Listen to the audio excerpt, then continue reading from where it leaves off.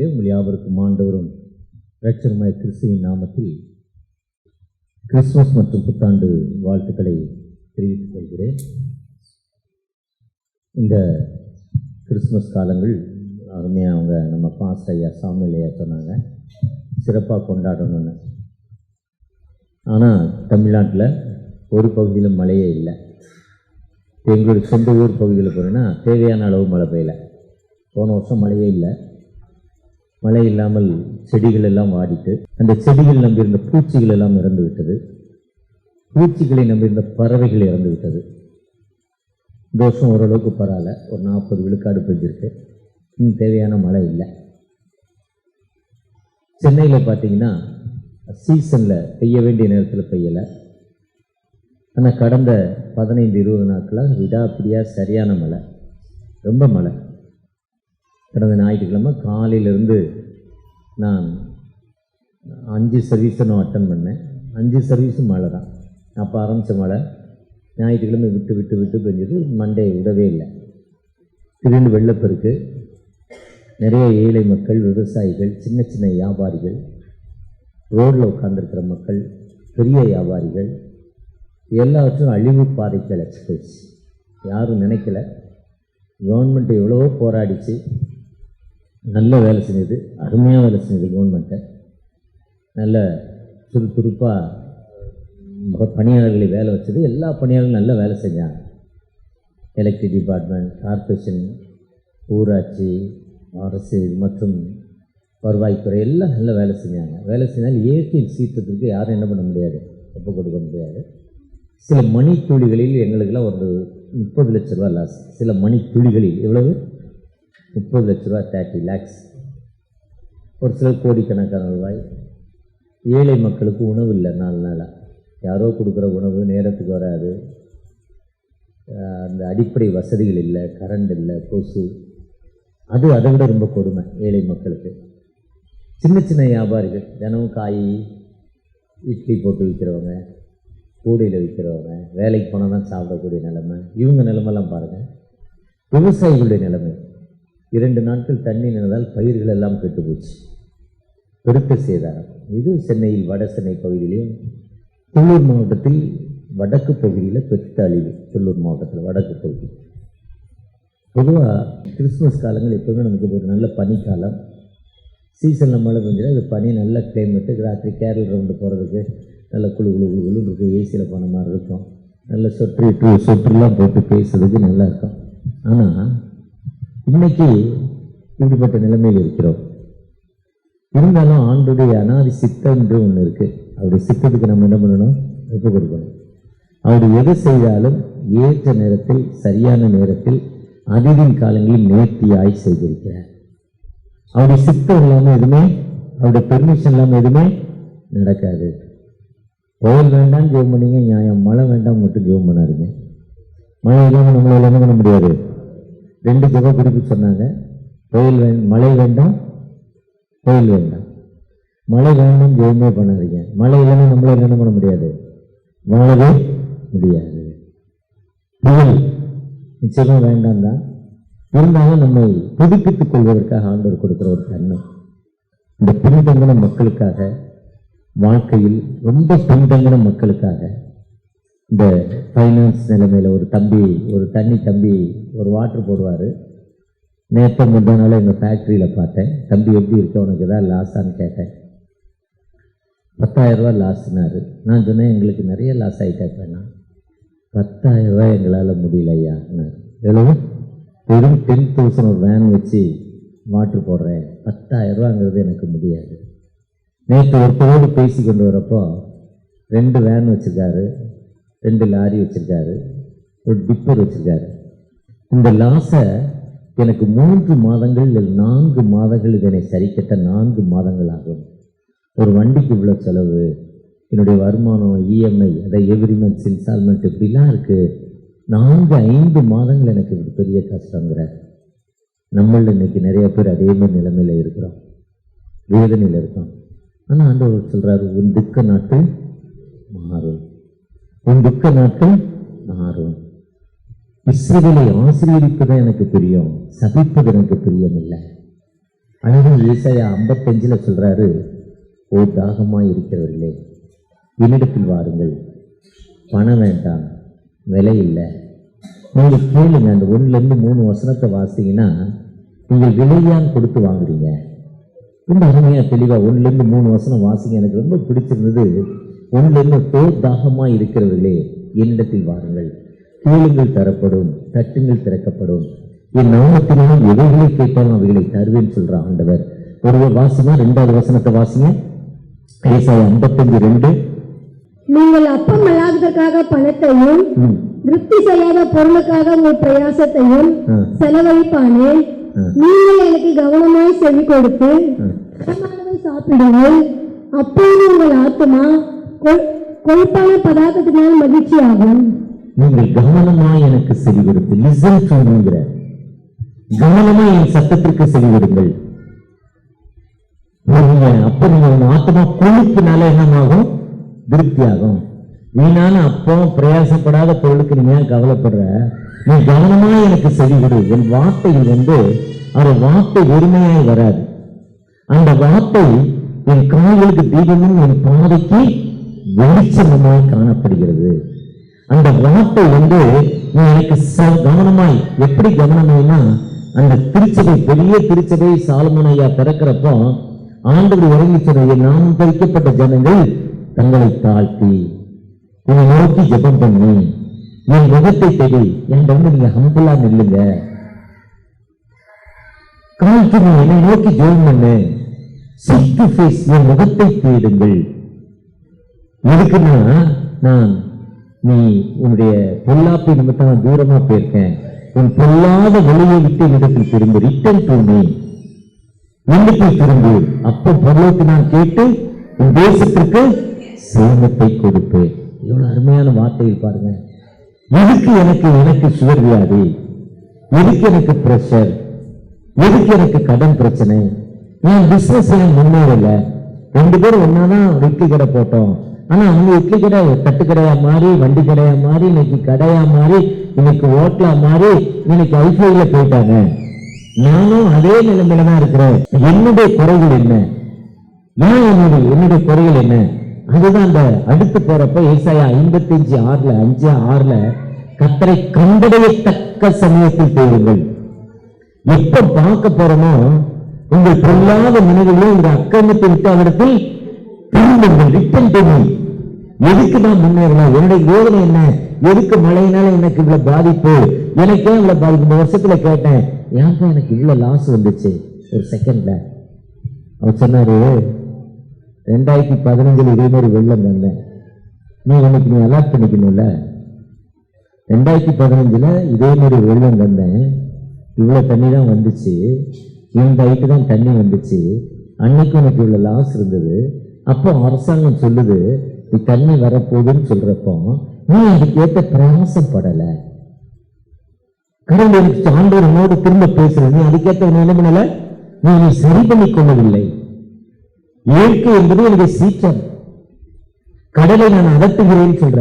சங்கீதம் 107:29 சொல்றாரு, காற்று கடலை நான் அதட்டுகிறேன் என்ற மார்க் 4ஆம் அதிகாரத்தில் சொல்றாரு. என் சொல்லுக்கு கீழ்ப்படி, நின்னா நில்லு, நிக்கினா நிக்கும், என்னுடைய கட்டுப்பாட்டுல இருக்கு. அது எவன் கட்டுப்பாட்டுல நாட்டுல இல்ல, என்னுடைய கட்டுப்பாட்டுல இருக்கு.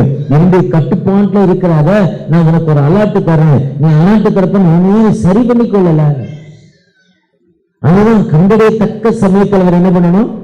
தேடுங்கள். கர்த்தரிடத்தில் என்ன பண்ணுங்க? நீங்க தேடுங்க, அவற்றை தேடுங்க. நம்ம எப்பெல்லாம் ஆண்டவரை நோக்கி தேடுறோமோ கண்டடையத்தக்க பொல்லான உங்கள் நினைவுகள், அடுத்த வசனத்தில் சொல்ற, உங்களுடைய நினைவுகள் மழை பெய்யக்கூடாது என்பது என்னுடைய நினைவு இல்லை, ஆண்டோடைய நினைவு. பையன் தான் வேண்டாமான்னு, புயல் வரக்கூடாது அவருடைய நினைவு இல்லை. முன்னெல்லாம் சென்னையில புயலே வராது. நான் இப்போ ரொம்ப நாள் அதுதான் சொல்லி ஜெபம் பண்றேன். டாக்டர் சாம்சுந்தரம் இருந்தாங்க, டாக்டர் ஜெய்சிங் இருந்தாங்க, டாக்டர் டிஜிஎஸ் தினகரன் இருந்தாங்க, பாஸ்டர் ஜீவானந்தம் இருந்தாங்க. 4 பெரிய பரிசுத்தவாங்க. அவங்க முழங்காலில் நின்னாங்க.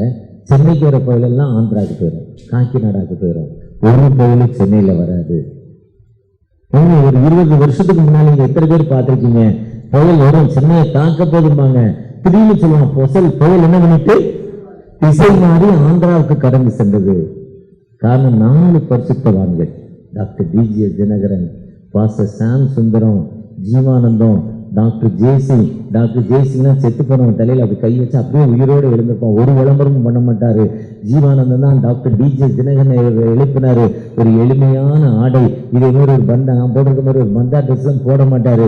எளிமையான ஒரு மனிதர், ஜபிக்கிற ஒரு மனிதர். ஒருவேளை சாம் சுந்தரம் முழங்காலில் நின்று எப்படியா வாழ்க்கையில முன்னேற்றம் கேட்டா ஒரு டப்பாவை எடுத்து காட்டுவார். அந்த முழங்கால் இருக்க தோலெல்லாம் எடுத்து போட்டிருந்தாராம். அவ்வளோ தோல் அந்த முழங்கால் தேங்கி போயிருந்தான். முழங்கால் மக்களுக்காக ஜெபித்து இன்னைக்கு அப்படிப்பட்ட ஊழியர்கள் இன்னைக்கு குறைவுன்னு நான் நினைக்கிறேன். நான் அதே மாதிரி ஜெபிக்கல் நான் சொல்லி ஜெபிக்கிறேன். தகப்பனே, அப்படிப்பட்ட ஊழியர்கள் இந்த தேசத்துல எழுப்புங்க. எங்களுடைய சென்னை பட்டணத்துக்கு ஒரு வாழ்வு கொடுங்க. சென்னை பட்டணத்தில் உன்னோடு வாழ்ந்த தோமா கால் வைத்த பூமியா. சென்னை பட்டணத்துல தோமா கால் வச்சாங்க. சென்னை பட்டணத்துல தோமா கால் வச்சதால சென்னை பட்டணத்துக்கு எவ்வளவு ஆசீர்வாதம், எவ்வளவு பெரிய பள்ளிகள், எவ்வளவு பெரிய காலேஜ், எவ்வளவு பெரிய மருத்துவமனைகள், எவ்வளவு பெரிய முன்னேற்றமான ஆர்ப்பாட்டம், எவ்வளவு பெரிய ஏர்போர்ட், உலகத்திற்கு கடந்து சில போற அத்தனை ஏர்போர்ட், எவ்வளவு பெரிய ஹார்பர் இருக்கு. செயற்கை ஹார்பர், ஆர்டிபிஷியல் இயற்கை ஹார்பர் இல்ல. ஒரு 2 கப்பல் மண் அள்ளிக்கிட்டே இருக்கு, இல்லைன்னா கப்பல் உள்ள வராது. 2 கப்பல் மண் அள்ளி செயற்கை ஹார்பருங்க உருவாக்கி இருக்காங்க. இதுக்கெல்லாம் காரணம் தோமா 2000 வருஷங்களுக்கு முன்னாலே இந்தியாவுக்கு வந்தாங்க. இயேசு கிறிஸ்து கூட வாழ்ந்த தோமா இந்தியாவுக்கு வந்ததால சென்னையோட வளர்ச்சி. ஏன்னா சென்னை என்பது ஒரு பெரிய மாகாணம். ஆந்திரால 500 கிலோமீட்டர் வரை சென்னை தான் தலைநகர். கிட்டத்தட்ட விஜயவாடா தாண்டி கம்பம்ங்கிற ஒரு ஊர் இருக்கு, அங்க தோர்னக்கல் ஊர் இருக்கு. அதுவரை சென்னை பேராயம் ஆண்டு கொண்டிருக்கு. கிட்டத்தட்ட இங்க இருந்து 700 கிலோமீட்டர் தூரத்துக்கு சென்னை பேராயம் வளர்ந்து விரிந்த ஒரு சென்னை. காரணம் என்னன்னா, அந்த பரிசுத்தமான இயேசு கிறிஸ்துவோட வாழ்ந்த சீஷர்களில் ஒருவன், இயேசுவின் காலத்தில் வாழ்ந்த தோமா வந்தாங்க. அன்னைக்கு அநேக மிஷனரிகள் வந்தாங்க. ஐயா, அந்த பிரான்சிஸ் சேவியர்ங்கிற பெரிய மிஷனரி ஆசில தன் வாழ்க்கையை அர்ப்பணித்தவர் வந்தாரு. இதே மாதிரி ஆண்டர்சன்ங்கிற பெரிய மிஷனரி சிஎஸ்ஐல அந்த மெத்தடிஸ்ட் திருச்சபையில அவர் வந்தாரு. ஸ்காட்லாந்து மிஷன்ல இருந்து, ஆங்கிலிக்கன் மிஷன்ல இருந்து டக்கர்ஸ்ங்கிற ஒரு மிஷனரி வந்தாங்க. இவங்கெல்லாம் கால் வைத்த பூமி, தன் வாழ்க்கையை அர்ப்பணித்த ஒரு பூமி சென்னை பட்டணம். இன்னைக்கு சென்னை பட்டணம் இவ்வளவு கொடுமையான காரணத்திற்கு என்னன்னா, நீங்கள் நானும் சரியா ஜெபிக்கல, ஆண்டவரை கண்டறியத்தக்க சமயத்துல சேரல, முழங்கால நிக்கல. தகப்பனே என் மக்களை ஆசீர்வதிங்க.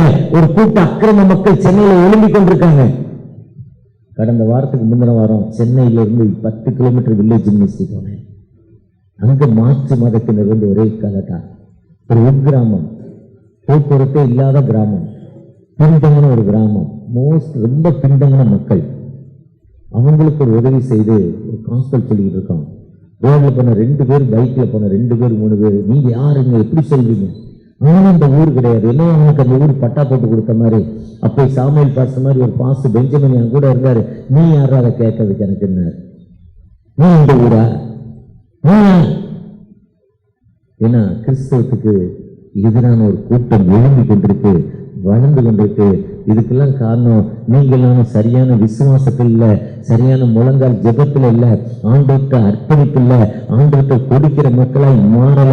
அப்படி மாறுறப்போ இந்த சென்னை பட்டணம் சந்திக்கப்படுங்க. நம்ம கண்டடைத்தக்க தலைமையில ஆண்டவரை தேடல, பொல்லாத வெளியிட்டு கட்டிடத்தில் திரும்பல, நம்முடைய வாழ்க்கை டிஃபரெண்ட் ஆகல. அந்த மக்களுக்கு நமக்கும் டிஃபரெண்ட் தெரியல. இவ சர்ச்சைக்கு வரும்னு கொலாடியில் நின்று எப்படி சண்டை போட்டா, வீட்டுக்காரனை எப்படி அடிச்சா, மாமியார் எப்படி திட்டினா, சோரத்தை எப்படி கொடுத்தா, சண்டைக்கு போனா எவ்வளவு பெரிய திருடியா இருந்தா, எவ்வளவு ஒரு பிட் பாக்கெட்காரனா இருந்தா, எவ்வளவு ஒரு மோசமானவா இருந்தா. ஆனா சாமுவேல் பாஸ்டர் திருச்சபைக்கு போனா, ஞானஸ்தானம் வாங்கினா, வெள்ளச்சேலை கட்டினா, புருஷனை பார்த்தா எழுந்து நின்று வணக்கம் சொல்றா, மாமியாருக்கு சோறு போடுறா, பக்கத்து வீட்டுக்காரங்க தண்ணிக்கு வந்தா நீங்க பிடிச்சுக்கோங்கன்னு விட்டு கொடுக்குறான். லைஃப் ஸ்டைலே மாறிட்டுங்க. அந்த கிறிஸ்தவத்தை ஏற்றுக்கொண்ட பிறகு அவருடைய லைஃப் ஸ்டைல் எந்த அளவுக்கு மாறி இருக்குன்னு, இந்த சாட்சியான வாழ்வை ஆண்டவர் எதிர்பார்க்கும் ஆண்டவர். இந்த சாட்சியான வாழ்வு, அதுதான் துன்மார்க்கம். தன் துன்மார்க்கத்திலும் அக்கிரமக்காரன் தன் நினைவை விட்டு கர்த்தரிடத்தில் திரும்ப கடவன். இன்னைக்கு கிறிஸ்தவத்துல அப்படிப்பட்ட வாழ்வில்ல, அப்படிப்பட்ட வாழ்வில்ல. எதுக்கு எனக்கு வேதனை, எதுக்கு எனக்கு துன்பம், எதுக்கு எனக்கு கண்ணீரான வாழ்வு என்று நாங்கள் நினைத்துக் கொண்டிருக்கோம். ஒருவேளை அப்படிப்பட்ட நினைவுகளுக்கு காரணம் என்னன்னா, என்னுடைய பாவங்கள், என்னுடைய அக்கிரமங்கள், என்னுடைய அநியாயங்கள் தாங்க எனக்கு வேதனை. ஏன்னா உன் பாவங்கள் உனக்கு நியாயம் தீர்ப்புன்னு சொல்றார் ஆண்டவர். நீ செய்த பாவங்கள் தாங்க உனக்கு விடுதலை கொடுக்கணும். நீ அப்படி என்னிடத்தில் திரும்பணும். ஏன்னா அவர் மன்னிக்கிறதுக்கு தயவு பெற்றவர். அவருடைய வசனம் எப்படி இருக்குன்னா, சகரியா 1 அதிகாரம் 67 வசனத்துல சொல்றார், என் முற்பிதாக்கள் சொன்னாங்க, முற்பிதாக்கள் ஆதியாகமம் 49:10 சொன்னார், சமாதான கர்த்தர் உனக்கு வருவாருன்னு. என்னாகும் 24:17 சொன்னாரு, யாக்கோபிலே ஒரு நட்சத்திரம் தோன்றும் சொன்னாங்க. மீகா 5:2 சொல்றாரு, மீகா எனப்பட்ட பெத்லகேமே உன்னை ஆள பகிர் உன்னிடத்திலிருந்து பிறப்பாருன்னு சொன்னாங்க. ஏசாயா 9:6 இருளில் வாழும் ஜனங்கள் பெரிய வெளிச்சத்தை காண வேண்டிய முற்பிதாக்கள் சொன்னாங்க. என் முற்பிதாக்கள் சொன்ன மாதிரி ஒரு ரட்சகர் எங்க வாழ்வில் வந்தாரு. அவர் சொல்றார், சகரியா அவரு வந்து என்ன செய்வார்னா, ஏசாயா அந்த லூக்கா 1:67 வாசிங்கன்னா ரொம்ப திருப்தியா அவர் ரொம்ப அழகா பேசுறாரு. அந்த வசனங்கள் நீங்க தான் நாம சரியில்லை, ஆண்டவர் ஏற்கனவே சொன்னாரு, சொன்னதை நம்ம கேட்கல, நம்ம கேட்டுருந்தா நல்ல காரியங்கள் இருக்கும். அந்த 67 சொல்றாரு, அவங்க தகப்பனாகிய சகரியா பரிசுத்தாவியால் எழுப்பப்பட்டு தீர்க்க தரிசனமாக இஸ்ரவேலின் தேவனாகிய கர்த்தருக்கு தோற்றம் உண்டாதாக அவர் நம்முடைய பிதாக்களுக்கு வாக்குத்தத்தம் இரக்கத்தை செய்வதற்கும், இரக்கம்னா கிரேஸ் மெர்சி, ஆண்டவர் நமக்கு ஒரு இரக்கத்தை கொடுப்பதற்காக, நீ எனக்கு இருக்க என்னுடைய பாவத்தின் நிமித்தம், எனக்கு இருக்க வியாதி, எனக்கு இருக்கிற அக்கிரமங்கள், எனக்கு இருக்க கடன் பிரச்சனை, வாழ்க்கையில முன்னேற்றம் இல்ல, படிக்க முடியல, என்னுடைய மறதி தன்மை இப்படிதான் இருக்கு, அதை எனக்கு மாற்றி கொடுப்பதற்காக அந்த அவருடைய இறக்கம் அதுதான் நடக்கும். அதுதான் தன்னுடைய பரிசுத்தவான்களுக்கு பண்ண உடன்படிக்கை, 6000 ஆண்டுகளுக்கு பண்ண உடன்படிக்கை பிரிவு சத்துருக்கள் கையிலிருந்து விடுதலையாக்கப்படுவதற்கு, லிபரேஷன் டு தி டெவில்ஸ், சத்துருக்கள் கையிலிருந்து விடுதலையாக்குவதற்கு. நமக்கு சத்துரு யாருங்க? நம்முடைய சண்டைக்காரன். நம்முடைய சத்துரு யாரு? நம்முடைய பகைஞன். சத்துரு யாரு? நம்ம கடன் கொடுக்க வேண்டிய மனிதன். நம்முடைய சத்துரு யாரு? நம்முடைய வியாதி. நம்முடைய சத்துரு யாரு? நம்மள முடியாத நிலைமை, நடந்தா மூச்சு வாங்குறதுங்க, எழுந்தாலும் நடந்தாலும் நடக்கவும் முடியல, உட்கார முடியல, ஏறவும் முடியல, இதுதான் என்னுடைய சத்துரு. இல்லைங்க, படியே ஏற முடியல, மூச்சு வாங்குறதுங்க. ஒரு சகோதரி கிறிஸ்டி ஒரு வீடு வாங்க பார்க்க போனாங்க. நல்ல விசுவாசங்களை தவிர்த்தாங்க, ஜெபிக்கிற தாய். கணவர் கொரோனால படுத்திருக்கிறார். என்னை வந்து பார்க்குறாங்க, கவர்மெண்ட் ஹாஸ்பிட்டல் இருக்காங்க, செகண்ட் வேவ்ஸ்ல. அண்ணே கணவருக்கு கொரோனா, நான் என்ன செய்ய, எங்கேயும் போவாங்க, கர்த்தர் கையில் ஒப்பு கொடு, ஒன்று 5 லட்சம் 10 லட்சம் இல்லை, 50 லட்சம் செலவு பண்ணணும், காப்பாற்ற முடியல, செலவு பண்ணாலும் கர்த்தர்ட்ட ஒப்பு கொடுமான்னு. அந்தம்மா போய் ஜெபம் பண்ணாங்க. 2 வாரம் கழிச்சு சாட்சியில் அண்ணே சொன்னாங்க, நான் ஜெபம் பண்ணேன், கடவுள் என்ன கடவுளுக்கு வாழ்வு கொடுத்தார். ஒரு அழகான மகள், சூப்பர் வாலிப மகள், நல்லா படிச்சிருக்கா, எம்எஸ்சி ஹையர் ஸ்டடீஸ் முடிச்சிருக்கா. அவர் துணி வியாபாரம் பண்றாரு, அவரும் ஒரு மக தான், அழகா இருப்பா. மாப்பிள்ளையே கிடைக்கலன்னா நான் சொன்னேன், அழகா ஒரு பெண்ணை பெற்றுச்சிரி, அம்மா மாப்பிள்ளை கிடைக்கல, சாக கடமையிலேருந்து உன் கணவருக்கு வாழ்வு கொடுத்தாரு, இந்த பிள்ளைக்கு மாப்பிள்ளை தர மாட்டாரா? ஜோமுன்னு தஞ்சாவூர்லேருந்து ஒரு டாக்டர் மாப்பிள்ளை வந்து டவுரி இல்லாமல் அவங்க செலவு பண்ணி கல்யாணம் பண்ணிட்டு போகிறாங்க. ஃபேமிலியே டாக்டர், அந்த பையன் மட்டும் டாக்டர்ல, அந்த குடும்பமே டாக்டர், அந்த குடும்பமே டாக்டர். அந்த அம்மா சொன்னோன்னு எனக்கு கண்ணீர் வந்துச்சு. அண்ணே ஜெபம் பண்ண, நல்ல குடும்பம், இன்னும் அந்த பிள்ளை அருமையா இருக்கா, டவுரி கேட்கல, முதல் முன்பணம் கேட்கல, எல்லா குடும்பத்திலும் எல்லாருமே டாக்டர். அதுதான் பரிசுத்த உடன்படிக்கை, அதுதான் சத்துருக்கள் கையில் விடுதலையாக்கப்பட்டு அந்த விடுதலையாக்கப்பட்டு உயிரோடு இருக்கும் நாளெல்லாம் பயம் இல்லாமல், do not fear to the life days. வாழ்க்கை முழுவதும் என்ன இருக்கக்கூடாது? பயம் இருக்கக்கூடாது. என் வாழ்க்கையில் இந்த பயம் இருக்குங்க, இந்த பிரச்சனையே இருக்கக்கூடாது. வாழ்க்கை முழுவதும் எனக்கு பயம் இல்லாமல் எனக்கு முன்பாக பரிசுத்தோடு நீதியோடு எனக்கு ஊழியம் செய்ய கட்டளையிடுவேன். அடுத்து என்ன சொல்றாரு? கோல் எனக்கு பரிசுத்தம் வேணுங்கிறார். நம்ம போடுற ட்ரெஸ் மட்டும் பரிசுத்தம் இல்லை, நம்முடைய மனது ரொம்ப சுத்தமாக இருக்கணும்.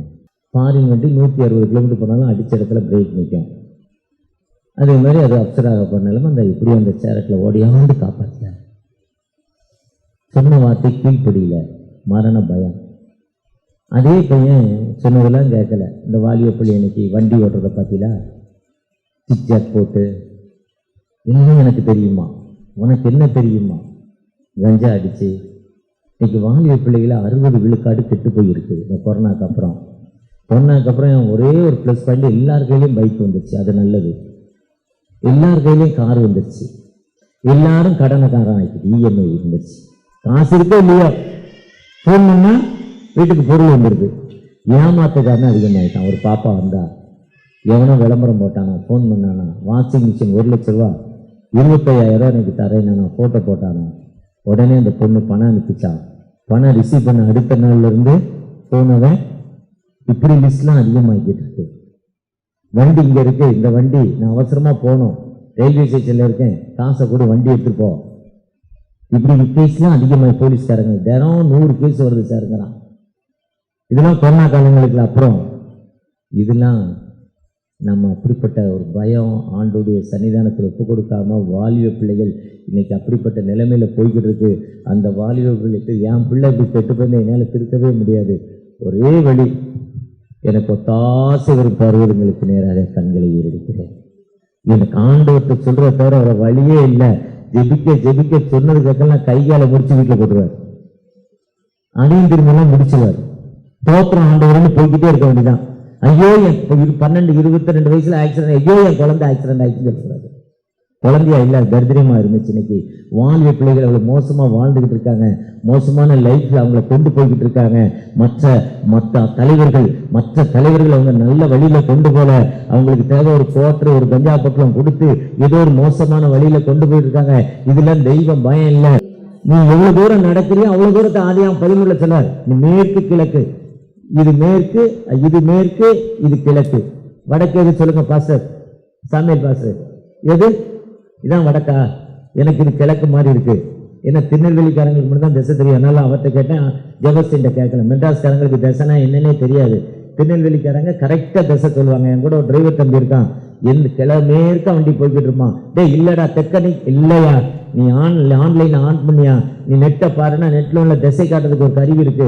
கரெக்டா சொன்ன அது திருநெல்வேலி தூத்துக்குடிக்காரங்களுக்கு தான். நேரே கிழக்கணிக்கு போய் மேற்கணிக்கு திரும்பி வடக்கணிக்கு போய் தெற்கணிக்கு போய் வடக்கணிக்கு போங்க, கரெக்டா வந்துருமா. லெப்ட் ரைட்டை சொல்ல தெரியாது. இப்ப எனக்கு இது கிழக்க மாதிரி இருக்கு, அவர் மாற்றி சொல்றாரு, கரெக்டா சொல்றாரு பாருங்க. அவருக்கு தெரிஞ்சு சொல்றதோ நான் சரியா தெரியல.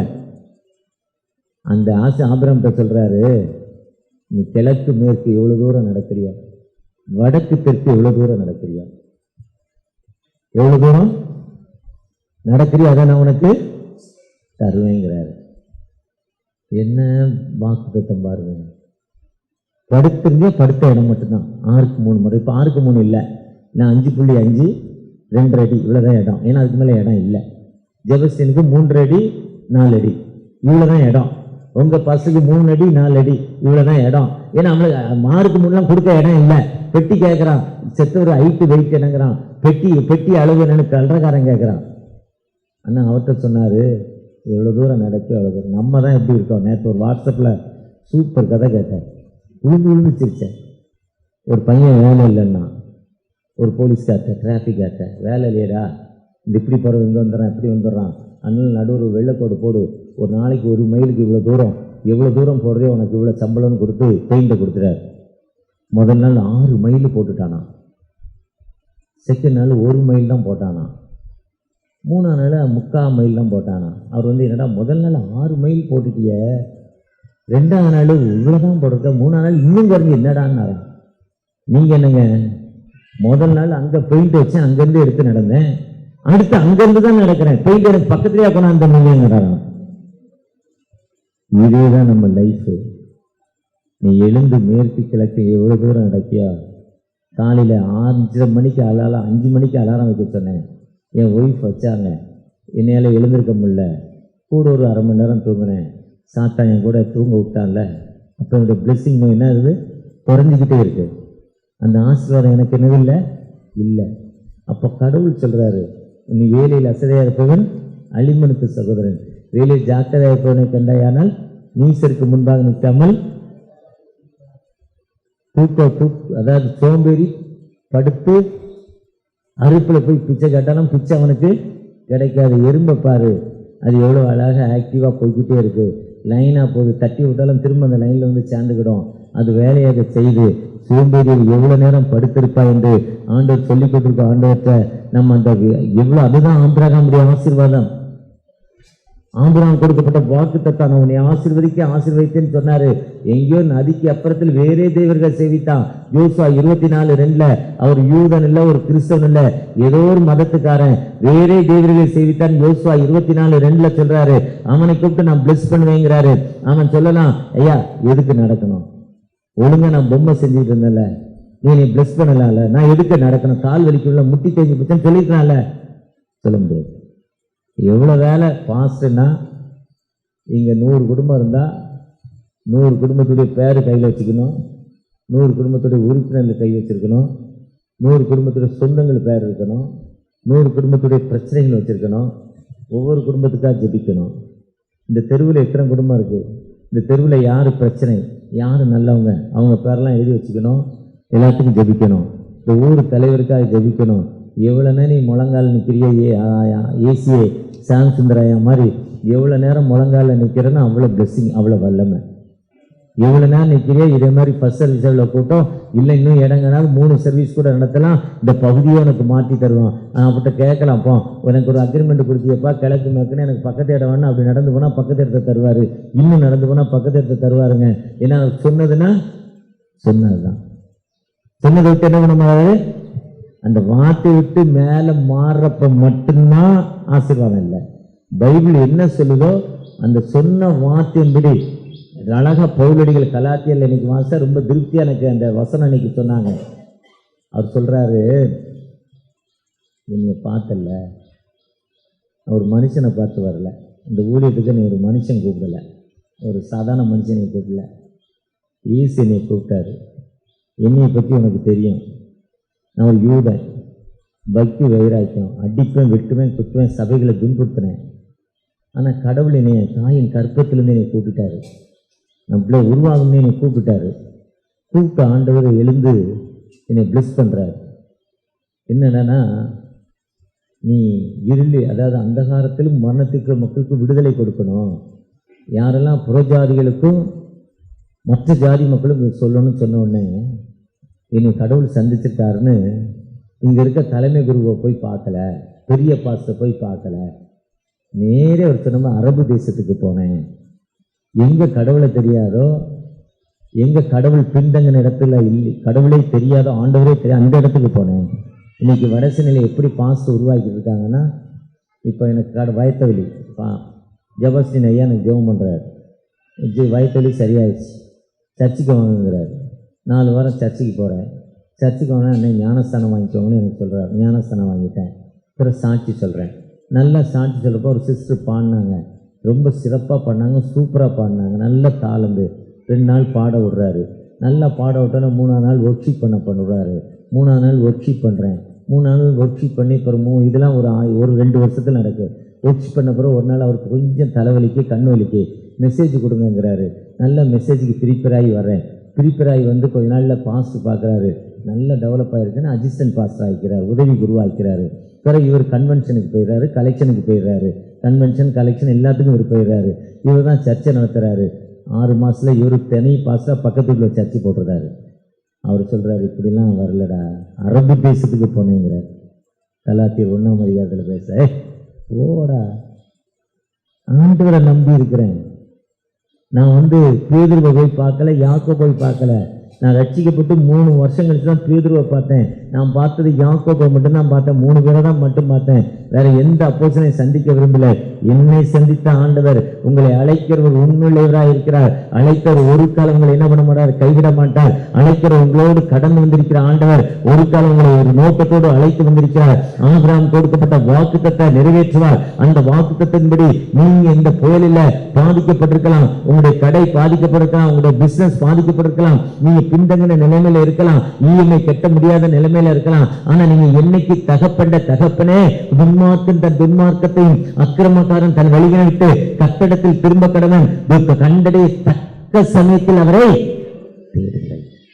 அந்த ஆரம்பிக்கிறப்போ, ஓ தாகமா இருக்கிறவர்களே, ஓ பசியா இருக்கிறவர்களே, டேஸ்டி உன் தாகமா கவலைப்படாத, பசியா இருக்கிறியா கவலைப்படாத, என்னிடத்தில் வா, நீ விலை கொடுத்து வாங்க வேண்டாம். நீ அப்போ ஏன்னா அந்த எலியா பாருங்க, ரொம்ப தைரியமானவன். வந்து பாடுறான்னா, நான் போன வாரத்துக்கு முந்தின வாரத்தை அப்படியே கொண்டு வரேன். எங்களுக்கு முன்னாலே லோக்கலில் 3 பேர் சண்டை போடுறான். அந்த பாச சொல்கிறேன், வந்து பாடுறாங்கிறார். அதே மாதிரி எலியா சொன்னா, வந்து பாடுறா, யாரா, நான் ஆராதிக்கிற கடவுள், நீ கொண்டாந்து வைகி, பாடு, அடி, வெட்டே, வருதா பாரு. காலையிலேருந்து சாயங்காலம் அடிச்சான், ஏதான் வந்துச்சா, உடம்புல ரத்தம் வந்துச்சு, சாராயம் குடிச்சான் வரல.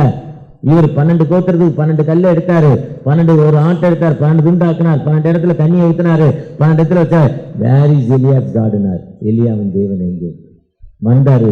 அக்னி வந்துச்சு, பச்சிச்சு, உடனே அருவா எடுத்தாரு, 450 பேரை கட்ட கட்ட கடன்னு வெட்டிட்டான். தைரியம் செகண்ட்ல வெட்டிட்டாங்க 450 பேரை. அருவா எடுத்தவனுக்கு அந்த அருவா எடுத்து அந்த ஒரு ஸ்பீட்ல அவ்வளவு பவர் வந்துடும் உங்களுக்கு. அடுத்த ஸ்பீடு ஐயோ ஜெயிலுக்கு போனா போயிடும் பவர்லாம். அடுத்து அந்த அம்மா அந்த ராஜா அகாஸ்வர் ராஜாவோட எசபேல் வந்து சொல்லுது, 450 பேர் பண்ணியா, அதுக்கு பதில் ஒன்று துண்டு துண்டா வெட்ட போறேங்குது. பயந்து போயிட்டான்.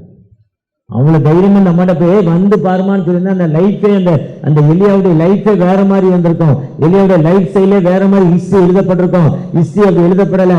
பயந்து போய் போதுமாண்டவரே வாழ்ந்தது போதும்.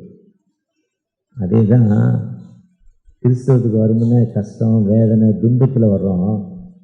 வந்து ஜெபம் பண்ணோன்னே எல்லாம் சரியாகுது. அண்ணன் வந்து சொல்கிறார், என் மகனை உன் பொண்ணுக்கு தர மாட்டேன், நீ கிறிஸ்டினா மாறிட்ட. அரசாங்கம் சொல்லுது நீ எஸ்சிலேருந்து பிசியாக மாறிட்ட, உனக்கு அரசாங்கத்தில் எஸ்சி கேட்டகரி கிடையாது. அப்பா சொல்கிறாரு சொத்துல பங்கு தர மாட்டேன். அந்த வாடகை இருக்க அம்மா சொல்லி ஜோம் பண்ணா வீடு தர மாட்டேன், ஜோம் பண்ண யாரும் வரக்கூடாது. அந்த வேலை செய்கிறவங்க எவ்வளோ பாரின் கடவுள் சாமியல் பாசத்தில் துட்டு வாங்கிட்டு கிறிஸ்டினாக மாறிட்டாங்க. இந்த வார்த்தைக்கெல்லாம் என்ன பண்ணிடுறோம்? பயந்து அப்படி பார்த்தோம் இப்படி பார்த்தோம் அறகுறை வாழ்க்கையில் வாழ்ந்துட்டு இருக்கான். கஷ்டமான வாழ்க்கையில் வாழ்ந்துருக்கான். முழு இதயத்தோடு முழு போடா, எனக்கு கடவுள் கற்பத்தின் இனி கத்தரால் கிடையாது. என் பொண்ணை நான் பெற்றுக்கிட்டேன், என் கடவுள் தந்தார். ஏற்ற மாப்பிள்ளை ஏற்ற வேலையில் தருவார். சொல்ல முடியணும், சொல்லணும். அதுதான் வைராக்கியம். வேலை தெரியல தோத்துறோம், இன்னொரு வேலை ஆண்டவர் தருவார். பசி அவருக்கு பணம் இல்லை, அந்த தைரியம் எலியாக்கு அந்த தைரியம் இல்லைங்க. அதே தைரியம் தான் இன்னைக்கு 198 விழுக்காடு கிறிஸ்தவ மக்கள் இல்லாமல் வாழ்ந்து சமூகத்திற்கு ஏற்றதுக்கு தகுந்த மாதிரி இல்லப்பா, என் கடவுள் உயிர் உள்ளவர், அவர் ஜீவன் உள்ளவர், அவருக்கு நிற்கிற தயவுள்ளவர், என்னை காப்பாற்றுவாரு. காப்பாற்றுறதுக்கு தயவு இல்லைன்னா அவர் இஷ்டத்துக்கு ஒப்பு கொடுக்குறேன்.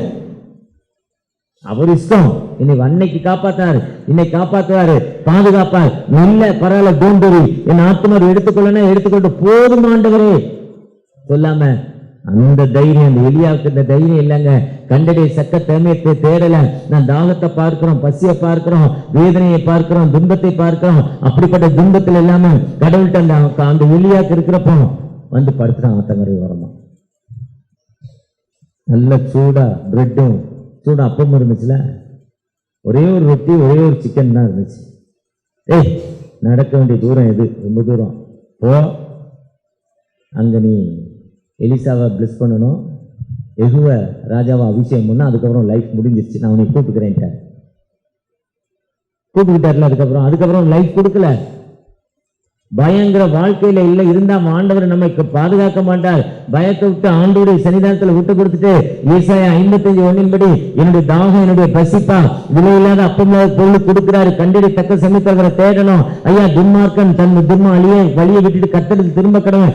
எப்பெல்லாம் ரிட்டன் டு தி லார்ட், கத்தடத்தில் திரும்புங்கள். பெத்தேலுக்கு போறீங்க, கில்காலுக்கு போறீங்க, ஆமோஸ் 5ஆம் அதிகாரத்தில் சொல்றாரு, அங்கே போய் வளர்ற முடியை கொடுக்குறோம். 250 கிலோமீட்டர் நடந்து போகிறோம். வேளாங்கண்ணியில் போய் முட்டிலே நடக்கிறாங்க. வேளாங்கண்ணிக்கு போனீங்கன்னா 1 கிலோமீட்டரு கடல் மண்ணில் முட்டியில் நடக்கிறாங்க. முட்டியில் இருக்க சதெல்லாம் அப்படியே பீஸ் பீஸாக பிய்யுது, ரத்தம் ஊற்றுது. வளர்ற முடியை கொடுத்துட்டு வராங்க. எங்கள் பாஸ் ஒருத்தர் செத்து போனார், ஜான் பீட்டர். ஏன்பா முடியல? கடவுளுக்கு கொடுத்துட்டேன். ஒரு கையை கொடுத்துட்டு வரக்கூடாதாடா? வளராது. காலமெல்லாம் சொல்லலாம், ஒரு விரலை கொடுத்துட்டு வந்தால் காலமெல்லாம் சொல்லலாம், இது விரல் ஏன்டா வரலாம், கடவுளுக்கு கொடுத்தேன்னு. வளர்ற முடியை கொடுத்து கடவுளை ஏமாற்றி இது இதுக்கு பேர் முடிக்கு பேர் இன்னொரு பேர் மயிரை கொடுத்து கடவுளை ஏமாற்றிட்டு வந்துட்டியடாம் பாரு. இன்னைக்கு எத்தனை பேர் இப்படி இருக்கிறாங்க? எத்தனை பேர் இன்னைக்கு இருக்கான்? ஒருவேளை அந்த வேளாங்கண்ணில் ஒரே ஒரு தடவை அந்த இடத்துக்கு போனேன். வேளாங்கண்ணிக்கு 2-3 மாதத்துக்கு முன்னால் கூட போனேன். என்னுடைய விளம்பர விஷயமா, கம்பெனி விஷயமா போனேன். அந்த பாயிண்ட்டுக்கு மட்டும் போக மாட்டேன். கண்களில் கண்ணீர் வந்துச்சு. இப்படி உனக்கு சிலுவையில் அவரே சிந்திட்டாரப்பா ரத்தம், நீ ஏன்டா ரத்தம் சிந்துற? அவசியம் இல்லையப்பா. இன்னைக்கு இவ்வளோ பேர் அப்படி செய்கிறோம். கடவுள்கிட்ட எவ்வளோ ஏமாற்றிக்கிட்டு இருக்கோம். அந்த எலியா ஏமாத்தினார் என்ன, அதுக்கப்புறம் லைஃப் முடிஞ்சிருது. இதே தான் நிறைய பேர் கிறிஸ்தவ வாழ்க்கை வேகமாக வருவாங்க. அதாவது சுகர் பேஷண்ட்டுக்கு லட்டு கொடுத்தீங்கன்னா ரொம்ப டேஸ்ட்டாக இருக்கும், அதுக்கப்புறம் அதை கொடுத்தீங்கன்னா சுகர் கூடி செத்து போவோம். இதுதான் புதுசாக கிறிஸ்தவ ஏற்றவங்க ரொம்ப பவர்ஃபுல்லாக இருப்பாங்க. ஆனால் கொஞ்சம் வாழ்க்கையில் பொண்ணு தரமாட்டேன், கடன் தரமாட்டேன், வேலை தரமாட்டேன், வீடு தரமாட்டேன், சொத்துல பங்கு கிடையாது, நம்மளை கொஞ்சம் பரியாசமாக அப்படி பேசணுன்னு போதும் கடவுளை விட்டுட்டு வந்துடுறான்ல, அப்பந்தாங்க வைராக்கியமாக இருக்கணும். அவர் சொல்றாரு, மரித்தும் சதா காலமும். அந்த அம்மா போச்சு, இயேசு சரீரத்தை தான் பார்க்க போச்சு. இயேசு சரீரம் இல்லை, யாரோ தூக்கிட்டு போயிட்டாங்க, ரிட்டன் ஆகல, வைராக்கியமா நிற்குது. பார்க்காம அவர் பாடியை பார்க்காம போக முடியாது. உயிருள்ள ஆண்டவரை கண்டு கொண்டாங்க. நாங்கள் பெற்றுக்கொள்ளாத அற்புதத்துக்கு இந்த இடத்துல வந்திருக்கிறோம். அற்புதத்துக்கு இந்த இடத்துல வர்றப்போ லூக்கா அந்த 1ஆம் அதிகாரத்துல திரும்ப போறப்போ அவர் சொல்றார் எதுக்கு அவர் வந்தார்னா, அந்தகாரத்திலும் மரணத்திலும் டார்க்னஸ் மரண இருள் இருக்கும் மக்களுக்கு வெளிச்சம் தரவும், யாரெல்லாம் கண்ணீரோடு வேதனையோடு இருக்கிறோமோ அந்த மக்களுக்கு வெளிச்சம் தரவும், நான் கால்களை சமாதானத்தில் வழிநடத்தவும். ஐயா, நான் வேதனை துன்பங்கள் இருக்கேன், நம்முடைய கால்களை சமாதானத்தில் வழிநடத்தும் இறக்கத்தினாலே அந்த அருணோதயம் என்னை சந்தித்திருக்கிறேன் என்றார். இயேசு கிறிஸ்து உலகத்தில் வந்து நோக்கமே என்னன்னா, நமக்கு விடுதலை கொடுப்பதற்காக, வாழ்வு கொடுப்பதற்காக, நம்மை மீட்டுக் கொள்வதற்காக அந்த அருணோதயம் நம்மை சந்தித்திருக்கு. அந்த அருணோதயம் நம்மை சந்தித்ததின் நோக்கமே நமக்கு வாழ்வு கொடுக்க, நம்முடைய கால்களுக்கு அமைதியை கொடுப்பதற்காக. வீட்டில் இருக்க கடன் பிரச்சனைகள், வீட்டில் இருக்க இஎம்ஐ, இன்னைக்கு பவுலினால பாதிக்கப்பட்ட நமக்கு ஒரு விடுதலை கொடுப்பதற்காக. ஐயா, பவுலினால இவ்வளவு பாதிப்பு, தண்ணியினால இவ்வளவு பாதிப்பு. எனக்கு ஒரு பாஸ்ட் போன் பண்ணாங்க, ஐயா எல்லாமே வீணா போச்சு, துணிலாம் வீணாயிட்டு, பீரோலாம் வீணா போச்சு, வீடு ஃபுல்லாக சகதியா. நான் ஒரு கவர்மெண்ட் சர்வெண்ட்டு, 22,000 ரூபா பென்ஷன் வாங்குறாரு, 25,000 ரூபா.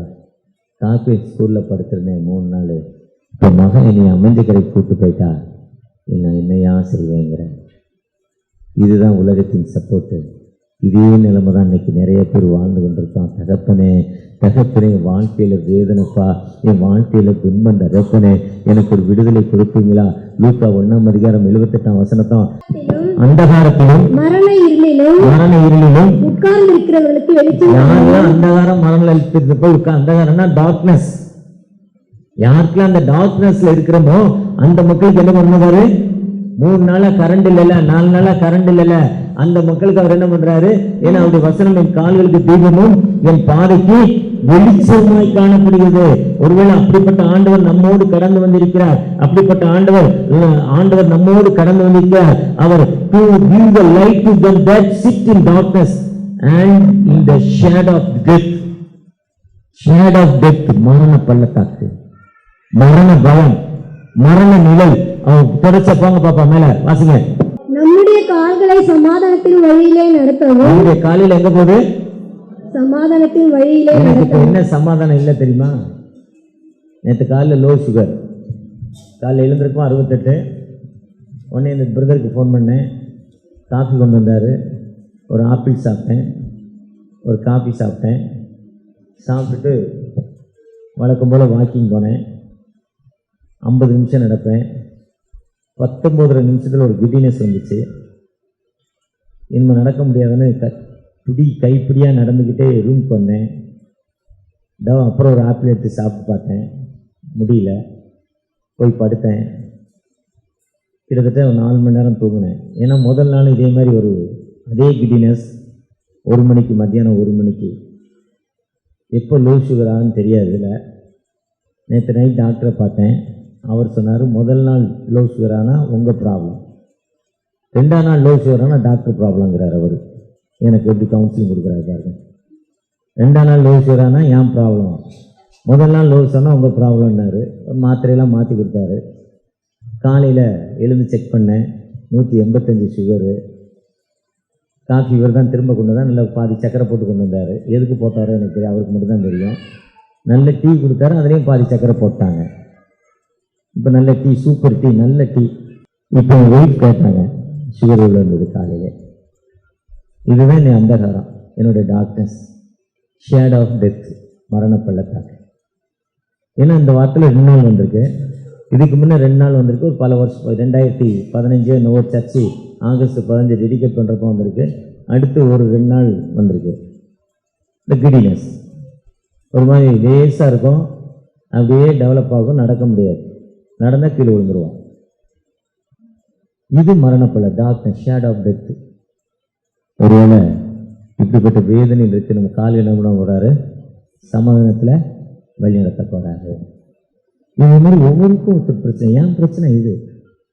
உங்களுக்கு ஒரு பிரச்சனை, அவருக்கு ஒரு பிரச்சனை, அவருக்கு ஒரு பிரச்சனை, அவருக்கு ஒரு பிரச்சனை. பிரச்சனை இல்லாத மனிதனே இல்லை. பிரச்சனை இல்லைன்னா அவன் வீட்டுக்கு ஏற்ற மாதிரி வாசப்படி 5 விரலும் ஒரே மாதிரி இல்லை, எல்லாம் ஒரு ஆளுக்கு ஒரு பிரச்சனை. அமைதியாக உட்கார்ந்துருக்க மாதிரி தெரியலாம், சாமியல் பாஸ்டருக்கான இப்போ அவருக்கு ஒரு பிரச்சனை, ஒவ்வொருத்தருக்கும் ஒரு பிரச்சனை. அந்த பிரச்சனையின் மத்தியில் தகப்பனே அப்பதான் நம்ம கடவுளை தேடுவோம், கண்டறிய தக்க சமயத்தில் தேடுவோம், அப்பதான் ஆண்டவரை நோக்கி பார்ப்போம். அதுதான் அந்த ஆண்டவர் பவுலடிகள் சொன்னார், நான் மனுஷனை தேடி போலடா, நான் ஒரு மனுஷனே பார்க்கல, நான் வைராக்கியம் உள்ளவன், படிச்சவன், உயர்ந்தவன். ஆனா கடவுளை ஆண்டவர் என்னை சந்திச்சாரு, சந்திச்சோடனே நேரே காஸ்பல் தான். இப்போ உங்களை சந்திச்ச கூட நேரே என்ன பண்ணணும், உங்களுக்கு பெற்ற அற்புதத்தை இந்த பாப்பா மாதிரி லேட்டாக பைபிள் வாசிக்கக்கூடாது. நம்ம எதை பண்ணி, இப்போ எங்கள் அம்மா சொல்லுவாங்க, எங்கள் பிள்ளைகளை சர்ச்சைக்கு கொண்டு போவோம்னா அழுவும், தொல்லை பண்ணுவோம், அடிப்பாங்க, கேட்காது. வீட்டில் வந்து சொல்லுவாங்க, நான் ஜோம் பண்ணாமல் கொண்டு போயிட்டேன்பா. அடுத்த வாரம் ஜோம் பண்ணிட்டு கொண்டு போவாங்க பிள்ளைய. அன்னைக்கு தொல்லையை உட்காந்துருக்கான். அதுதான் முதலாவது தேவனுடைய ராஜ்யத்தையும். இன்னைக்கு சின்ன பிள்ளைங்களே வரல. சின்ன பிள்ளைகளை எங்கள் அம்மா கற்றுக் கொடுத்த பாடம், ஆண்டவர்கிட்ட போகணும்னா தகப்பனே நான் போகிறேன், இவங்களுக்கு என்ன சொல்லணும், இந்த மக்களுடைய தேவைகளுக்கு நான் என்ன சொல்லணும், அதுதான் நீங்கள் விட்டுருக்கு, அவங்க பிரச்சனை தீரணும், அதுதான் என்னுடைய வேலை, அதுதான் பாஸ்டருடைய வேலை. அப்படி நம்ம சொல்ல சொல்ல ஆண்டவர் என்ன பண்ணுவார், நம்மளை அப்படி சொன்னதால இன்னைக்கு ஜபஸ்டின் பாஸ்டர் பெரிய ஆளாக இருக்கார். வெளியே நல்ல வாடகைக்கு வந்தார் இடத்துக்கு, இன்னைக்கு சொந்த இடம் ஆயிடுச்சு, நல்ல பெரிய சர்ச்சை ஆயிடுச்சு, ஆத்துமாக்கள் கூடி இருக்கு, திருச்சபை கூடி இருக்கு, ஊழியத்தில் அர்ப்பணிப்பு, பாஸ்டிங்கை உட்காந்து ஜெபம் பண்ணிக்கிட்டே இருக்கிறது. பிஸி. ஏன்னா பிஸினா ஒன்றும் வேற பிஸி, தனக்காக, தன்னுடைய பிள்ளைகளுக்காக இல்லை, இந்த திருச்சபைக்காக, திருச்சபையுடைய வளர்ச்சிக்காக. அந்த கிராமம் சந்திக்கப்படணும், அந்த கிராமத்தில் பெரிய வளர்ச்சி வேணும், அதுதான் பிஸி. ஒருவேளை இதெல்லாம் நம்ம ஜெபம் பண்ணிக்கிட்டு வந்தோன்னா ஆண்டவர் நம்ம என்ன பண்ணுவார், உயர்த்தி கொண்டே போவார். ஒருவேளை இந்த பாப்பா குறை சொல்றேங்கிறதுக்கான சொல்லலை, நீங்க ஜெபம் பண்ணிட்டு வந்து பாருங்க, அடுத்த வாரம் ட்ரை பண்ணி பார்த்துட்டு அதுக்கு அடுத்த வாரம் சாட்சி சொல்லுங்க, நான் ஜெபம் பண்ணிட்டு வந்தேன், கடவுளுக்கு இப்படிப்பட்ட ஒரு குயிக் மூவ்மெண்ட்டை தந்தாரு, அந்த ஒரு ஸ்பீடை தந்தாருன்னு சொல்லுவீங்க. நம்மளை டெவலப் பண்றதா மெசேஜ். அப்படிப்பட்ட ஏன்னா கேட்கிறவங்கள மட்டும் படியில, அதுதான் அவர் எப்ப தேடணுமோ உங்களுடைய பசியான நேரத்தில் தேடுங்கன்னு சொல்லிட்டு நம்முடைய கால்களை சமாதானத்தில் வழிநடத்தும் ஆண்டவர். ஏன்னா அந்த வசனம் என் கால்களுக்கு தீபமும் என் பாதைக்கு. ஒருவேளை நாம் ஆண்டவர்கிட்ட ஏசாயா 55 படி, தாகமா இருக்கிறவர்களே, பசியா இருக்கிறவர்களே. 2ஆம் வசனம், உணவு இல்லைன்னு கவலைப்பட வேண்டாம். 3ஆம் வசனம், உன் செவியை சாய்த்து கேள், எண்ணத்தில் கேள், கேளுங்கள் தரப்படும், கேட்கிறன் எவனும் பெற்றுக்கொள்கிறான். ஆண்டவற்றை நம்ம கேட்க கேட்க, நீ என் நாமம் தரிக்கப்பட்ட ஜனங்கள் 6 அவரை தேடுங்க. ஏன்னா தேடுமுன்ன கடவுள்கிட்ட திரும்பிட்டு தேடுங்க. ஆகாய் ஆமோஸ் 5ஆம் அதிகாரத்தில் சொல்றாரு, ஓசியா 14 சொல்றாரு, என்னிடத்தில் திரும்புங்கள், ஓ மனம் திரும்புங்கள், ரிட்டர்ன் டு மீ, பரலோக ராஜ்யம் சமீபமாக இருக்கிறது. மார்க் 1:15 சொல்றார், காலம் நிறைவேறிச்சு, டைம் இஸ் கமிங், காலம் நிறைவேறிச்சு, சுவிசேஷம் அறிவிக்கப்பட்டாச்சு, மனம் திரும்பு. நீ மனம் திரும்புறப்ப உனக்கு ஆண்டவர் விடுதலை தருவான்னு சொல்றாரு. எந்த மனிதன் ஆண்டவர்கிட்ட மனம் திரும்புறானோ. ஒரு சிவகாசியில நடந்த கூட்டம், ஒரு மனிதர், பக்தி வைராக்கியம் இருந்த ஒரு மனிதர், மதத்தோட அடையாளம் முழுசுமா இருக்கும் அவர்கிட்ட. ஆபிரகாம் சார்லஸ் இப்ப நம்மகிட்ட இல்லை, இறந்துட்டாரு. 3 நாள் மீட்டிங். முதல் நாள் கூட்டத்தில் சண்டை போடணுன்ட்டு வர்றாரு, உள்ள கலட்டா பண்ண, நாளைக்கு நடத்த விடக்கூடாதுங்கிறதுக்காக வர்றாரு. ஆனா ஆவியானவரோட தொடுறாரு. அன்னைக்கு நைட்டு வீட்டுக்கு போன அவருக்கு என்ன பிரச்சனை, அந்த பிரச்சனைகள் மாற்றப்பட்டுட்டு எந்த மனிதன் சண்டை போடணும்னு வந்தாரோ அதே மனிதர் ஞாயிற்றுக்கிழமை சாட்சி சொல்றார். தனக்கு அந்த மதத்தின் அடையாளங்கள் எல்லாம் தூக்கி எரிஞ்சிட்டார். எனக்கு வேண்டாம்ப்பா, உயிருள்ள தகப்பன் எனக்கு வந்திருக்கிறாரு, யார் எப்போ தேடினாலும் அவருடனே மன்னித்து விடுதலை கொடுக்கும் தகப்பன், ரிட்டன் டு மீ, என்னிடத்தில் திரும்புகிறோம், கர்த்தரிடத்துல திரும்புவோம். கர்த்தர் நம்மை ஆசீர்வதிப்பார். ஒரு விசை கூட தகப்பனே எங்களோடு பேசிருக்கீங்க, நன்றி தகப்பனே. ஒரு விசை கூட எங்களை ஆசீர்வதிங்கப்பா, எங்களை ஆசீர்வதிங்க என்று அவர் நோக்கி பார்த்தோமா. அறுவடை